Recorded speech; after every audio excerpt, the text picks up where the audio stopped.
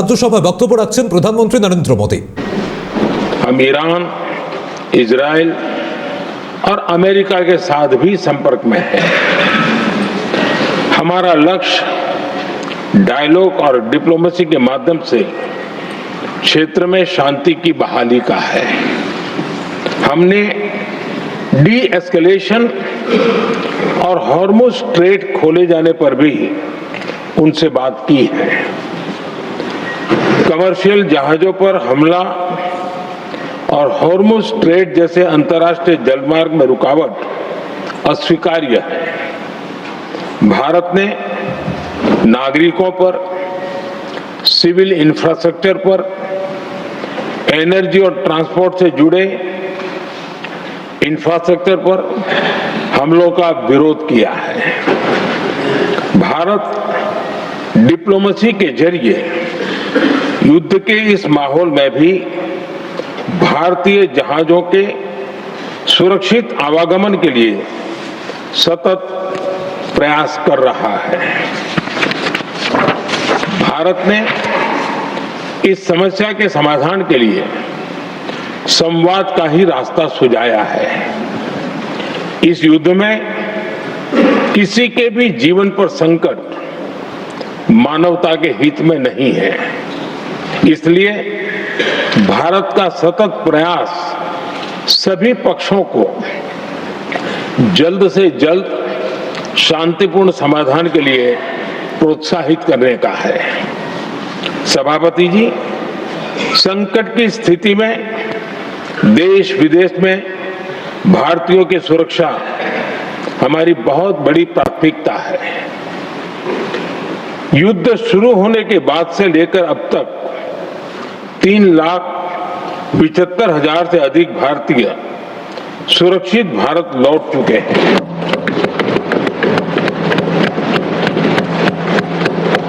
Iran से ही अभी तक 1,000 से अधिक भारतीय सुरक्षित वापस लौटे हैं।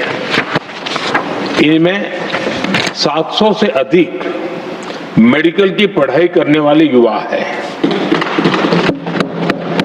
हमारी सरकार संकट के इस समय में पूरी संवेदनशीलता से काम कर रही है। सभी देशों ने वहां मौजूद भारतीयों की सुरक्षा का पूरा आश्वासन दिया है।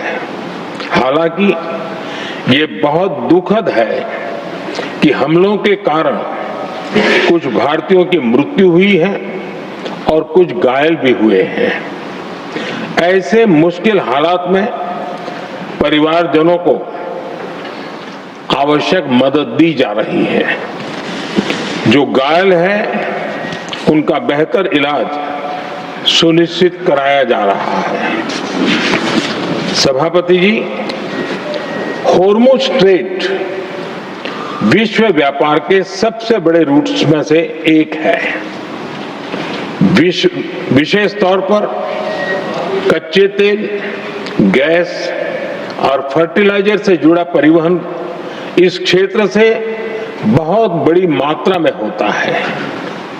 युद्ध के बाद से ही हॉर्मुज स्ट्रेट में जहाजों का आना जाना बहुत चुनौतीपूर्ण हो गया है।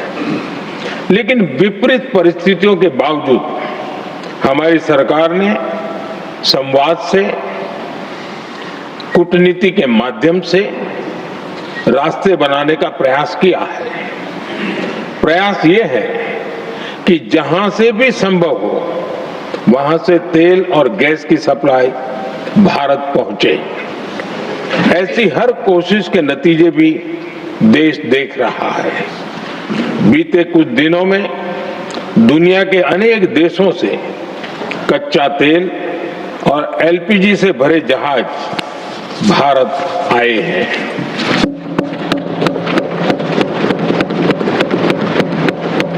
इस दिशा में हमारे प्रयास आने वाले दिनों में भी जारी रहेंगे। सभापति जी, भारत का प्रयास है कि तेल हो, गैस हो, फर्टिलाइजर हो, ऐसे हर जरूरी सामान से जुड़े जहाज भारत तक सुरक्षित पहुंचे। लेकिन इस युद्ध से बनी वैश्विक परिस्थितियां अगर लंबे समय तक बनी रहती है तो गंभीर दुष्परिणाम तय है। इसलिए भारत ने अपनी रेजिलियंस बढ़ाने के लिए जो भी प्रयास बीते वर्षों में किए हैं उनको और गति दे रहा है।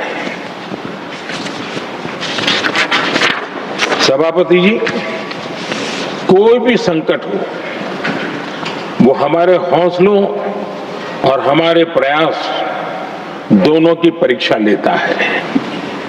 देश ऐसे संकटों का बेहतर तरीके से सामना कर सके, इसके लिए बीते 11 वर्षों में निरंतर निर्णय लिए गए हैं।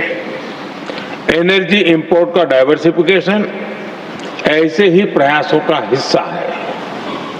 पहले क्रूड ऑयल, एलएनजी, एलपीजी ऐसी एनर्जी जरूरतों के लिए 27 देशों से इंपोर्ट किया जाता था। वहीं आज भारत 41 देशों से एनर्जी इंपोर्ट करता है। बीते दशक में भारत ने संकट के ऐसे ही समय के लिए कच्चे तेल के भंडारण को भी प्राथमिकता दी है। हमारी तेल कंपनियां संकट के समय के लिए काफी मात्रा में पेट्रोल और डीजल का भंडार रखती हैं। बीते 11 वर्षों में 53 लाख मीट्रिक टन से अधिक का स्ट्रेटेजिक पेट्रोलियम रिजर्व भी डेवलप किया गया है।